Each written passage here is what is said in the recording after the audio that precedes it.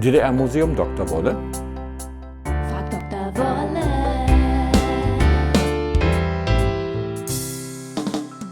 Meine Eltern haben neulich ihre Briefe von Brieffreundschaften aus der DDR wiedergefunden. Welche Rolle spielten solche Freundschaften? Wir reden ja hier über eine Zeit, in der es noch kein Internet gab, kein Facebook, kein Chatroom. Die Kommunikation damals vollzog sich vor allen Dingen über Briefe. Auch in der DDR haben viele junge Leute Wert darauf gelegt, Briefpartner im Ausland zu haben. Das war auch mit westlichen Ländern üblich und möglich, wenn auch nicht besonders gefördert. Sehr anerkannt war die Pflege von Brieffreundschaften mit der Sowjetunion. Das diente auch der Pflege der russischen Sprache.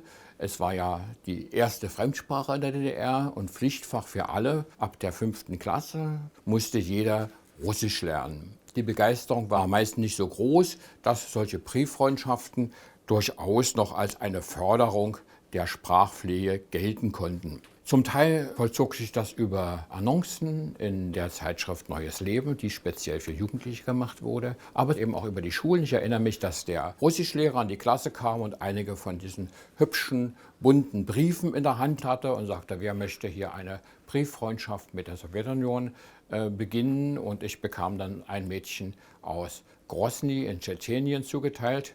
Was haben wir uns damals so geschrieben? Eigentlich so mehr oder weniger Belanglosigkeiten, was man so für Filme liebt, für Bücher gelesen hat, was man für Schlagersänger liebt. Und ich erinnere mich, dass sie mir dann sogar Socken gestrickt hat. Das schlief dann nach einigen Jahren natürlich ein. Möglichkeiten zum Reisen und sich persönlich kennenzulernen hatte man ja nur wenig.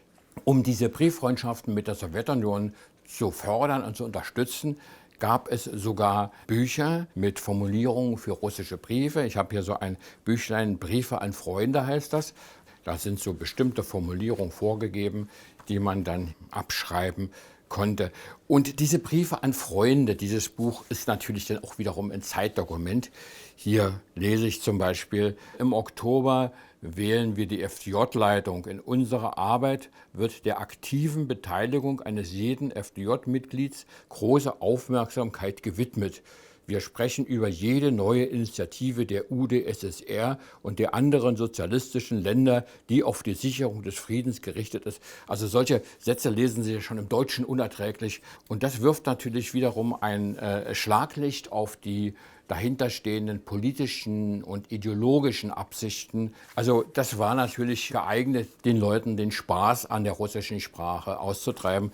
Trotz aller dieser politischen Vorgaben, die es ohne Zweifel gegeben hat, waren diese internationalen Brieffreundschaften dennoch für junge Leute aus der DDR eine Möglichkeit, so ein kleines bisschen aus dem engen Horizont der DDR hinauszublicken in die große, weite Welt und was zu erfahren über andere Völker, andere Sitten, andere Länder, andere Gebräuche, weil sonst diese Möglichkeiten ja nun wirklich in der DDR sehr, sehr gering waren.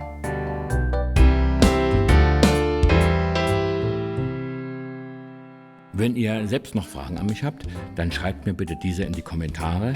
Ich freue mich auf euren Beitrag. Wenn ihr keine Folge von Frag Dr. Wolle verpassen wollt, dann klickt bitte auf Abonnieren.